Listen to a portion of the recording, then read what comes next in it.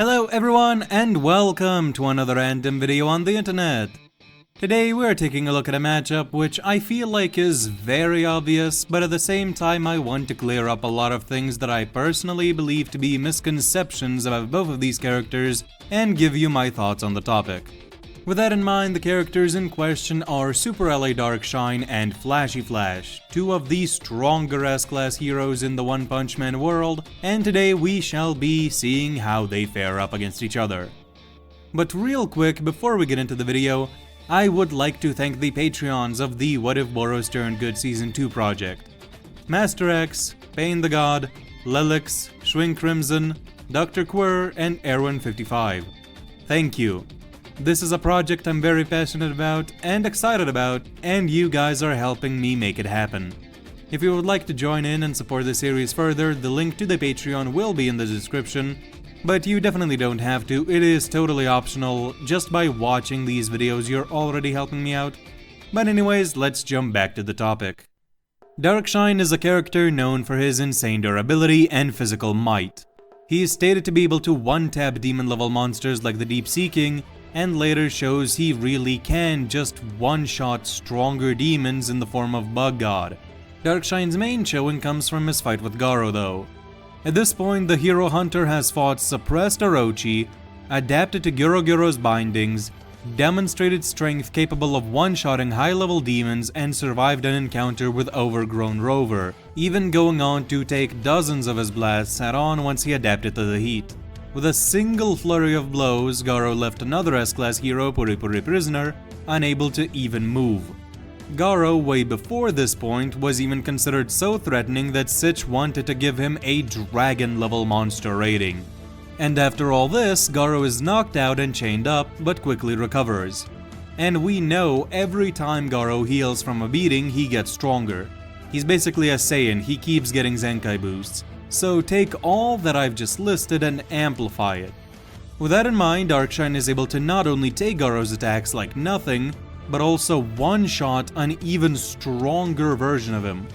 This is while he's not even trying either. It is so bad that Garo literally cannot even deflect his attacks. As a reminder, Bang could deflect attacks that could shatter his bones with a mere graze. Now to be fair, Garo's Water Stream Fist isn't anywhere near as good as Silverfang's yet, but it shouldn't be leagues behind either. And even with this version of the Water Stream, Garo is able to deflect some attacks from suppressed base Orochi, which is nothing to scoff at. And Darkshine ran through a stronger Garo so badly that the Water Stream couldn't even do anything. Moving on, one of the more impressive things Darkshine has is a statement from Murata that he is plenty strong in reference to the fact that Garo fights him after fighting Orochi, which could potentially imply that Darkshine is somewhat near or even at base suppressed Orochi's level. I would argue based on his performance against Garo, Darkshine should actually be far stronger than this specific suppressed base Orochi that fought Garo, which isn't inconsistent since Orochi is, again, suppressed here. And finally, Darkshine is able to no-sell attacks from a My Mask and Evil Natural Water, who at this point was pressing Atomic Samurai, and maybe most notably, Darkshine could also deal significant damage to Mush Orochi, perhaps even more than a combination attack from base Bang and Bomb, if you're going off of how visually affected Orochi seems to be. However, it is worth mentioning that Orochi had already been heavily damaged beforehand, and the damage is just being accumulated as various heroes attack him.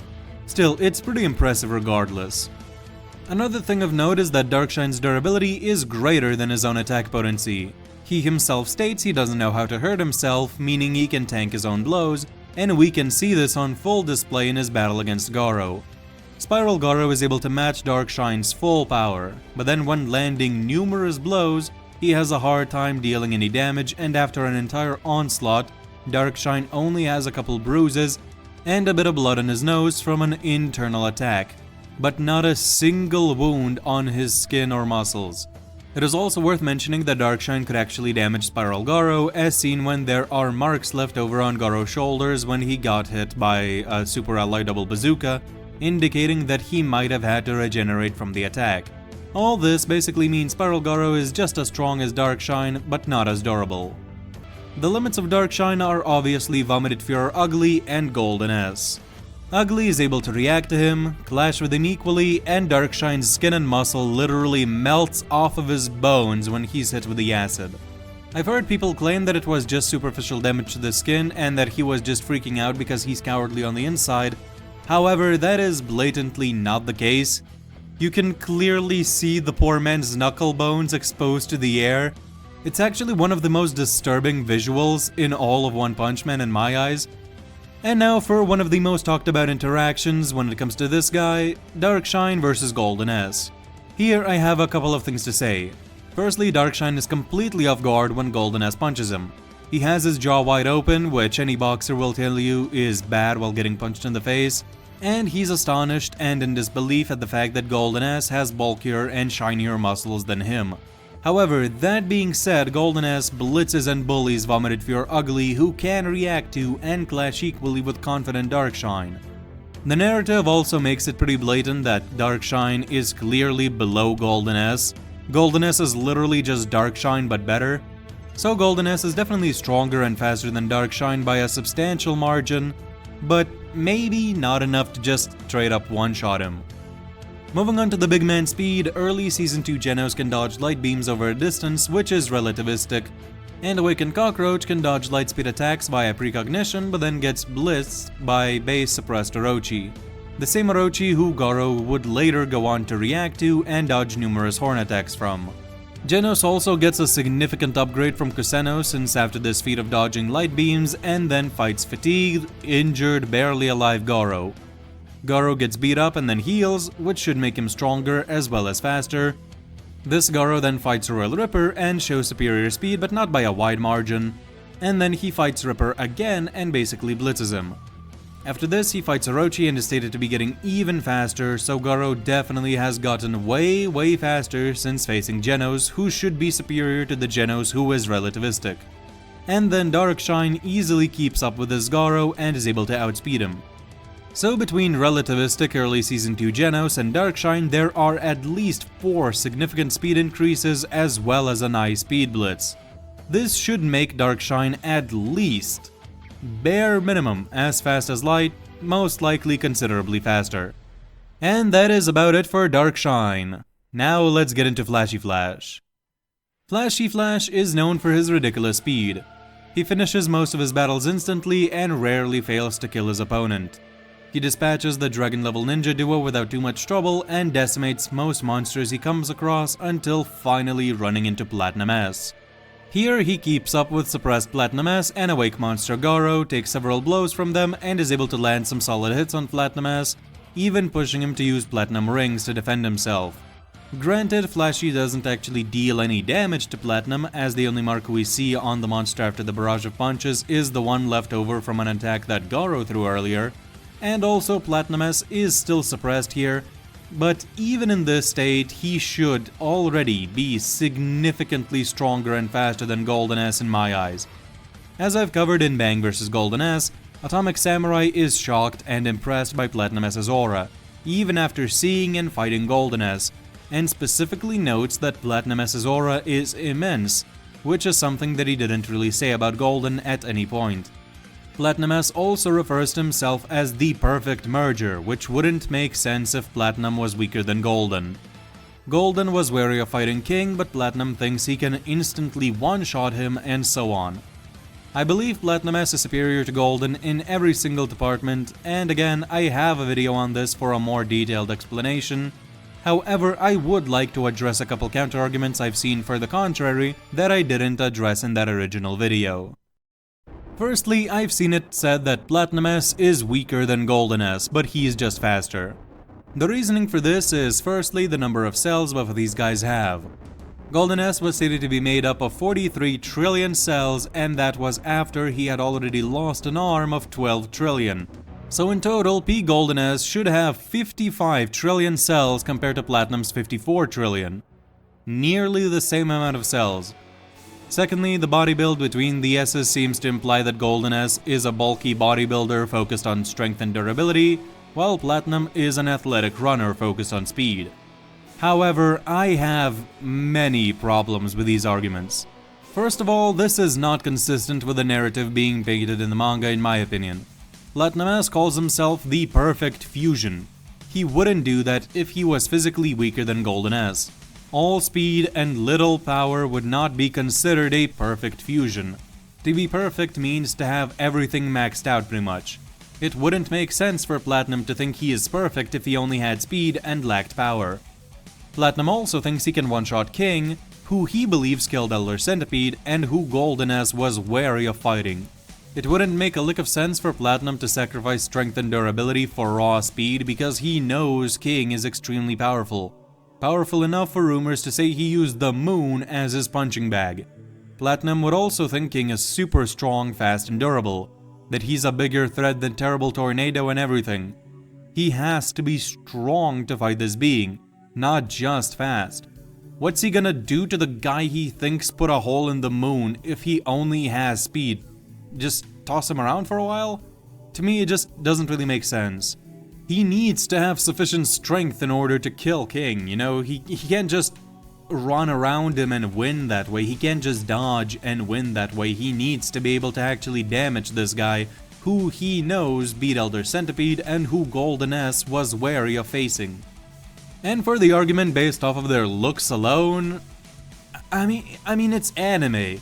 The smallest guys are always the strongest. It's a trope that's been around for decades at this point. We see Garo, who is a lean guy, just as lean as Platinum, match Darkshine's full power. Darkshine being that bulky bodybuilder type. The difference in looks is probably just that, a difference in appearance, not meant to indicate strength. I will say the sleeker look is probably supposed to convey that he is much faster now, but I don't think it's supposed to convey that he is weaker at all. Now, the cell count is a pretty convincing argument, and I was in the camp that Golden S is almost as strong as Platinum myself a little while ago, but on its own, with everything else going against it, I don't think it's enough to prove that Golden is as strong as Platinum. You can insert any headcanon you like to explain it away. I'll get into how I explain this in another video at some point specifically dedicated to Platinum S. But yeah, on its own, the cell count versus all the feats, all the lore, all the statements, the narrative being painted, it's just not enough to put Golden S on Platinum's level in my eyes. Moving on, another argument I've heard is that Platinum S is much weaker than Golden S because his head antenna swing didn't kill Atomic Samurai, Puri Puri, and the other heroes. There is no reason for Platinum to be holding back, and he doesn't instantly one-shot the lower heroes, so he must be weaker than Golden S by miles. I mean, I'm sorry, but to me, this sounds a bit silly. When did anime characters ever need a reason to hold back? Most of the time, they suppress themselves for no reason at all, monsters especially. Platinum S himself holds back against Garo and Flashy Flash.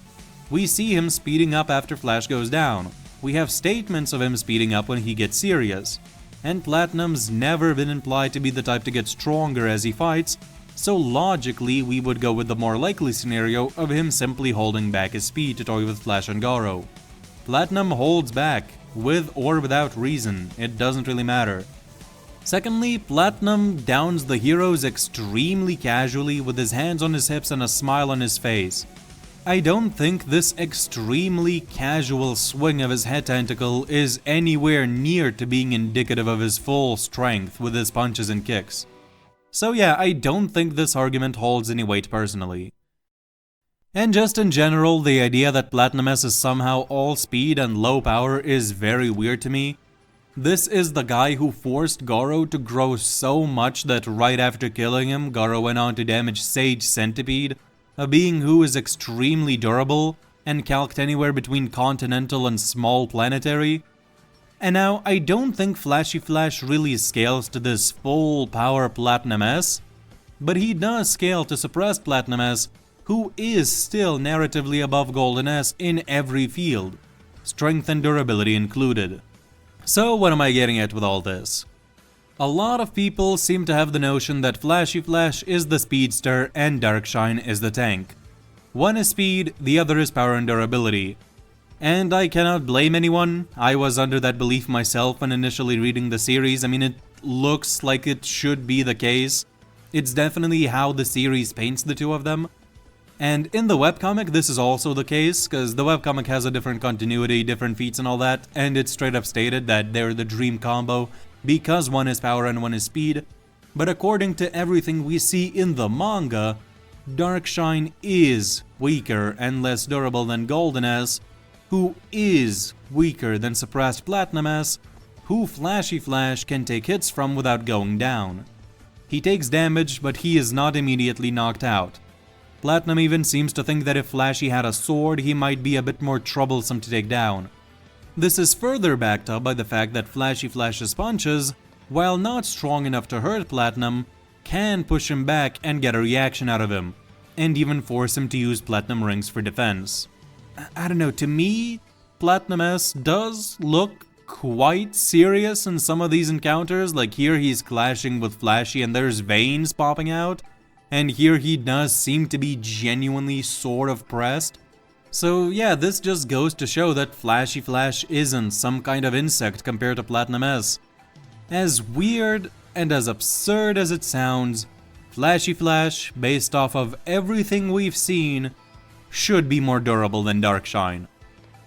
Now this goes against the narrative of Darkshine being the most durable hero, and I do agree this sounds dumb, it shouldn't be like this, but based on the feats and statements from numerous characters, Flashy Flash is more powerful and more durable than Darkshine. The only counter-argument I can think of is the numerous statements hyping up Darkshine, such as him having the highest defense in the hero world, but the problem is those statements are all made by biased sources who don't have all that much knowledge. The Hero Encyclopedia guidebook, where a lot of these statements come from, is written mostly from the perspective of the Hero Association, which lacks info and has numerous other mistakes in it, like saying King has all stats maxed out. It is written from the perspective of bias, uninformed association workers who know the basics about every hero, but they don't have any clue as to how strong they really are. Darkshine's own boasts are unfounded either, as he's never really fought Flashy Flash. He's fought Base Bang, but Bang and Base isn't too impressive either way, and he wasn't trying to hurt Darkshine either, since it was a sparring match, not a fight to the death. Darkshine can claim to be the most durable and just not be aware of others that are more durable than him and just don't flaunt that aspect of themselves around too much. Not to mention that Tatsumaki and Blast exist as well as Saitama, so there is no possible way for Darkshine to have that best defense, quote unquote. It is unfortunate that Darkshine sort of got done dirty in the story. He should by all means be the most durable physically out of all the regular S-Class, Blast not included of course, but that just didn't turn out to be the case when all was said and done in this arc. So yeah, getting back into the matchup, I believe Flashy Flash would dominate the fight. He is faster and should be considerably stronger and more durable even without his sword. That's just how it works out unfortunately for our big shiny guy. Hopefully there can be a redemption arc in the future, I certainly hope so. But that has been it for me today. I hope you enjoyed, let me know what you think in the comments down below, and with nothing else to say, I wish you a good rest of your day. See you next time, goodbye.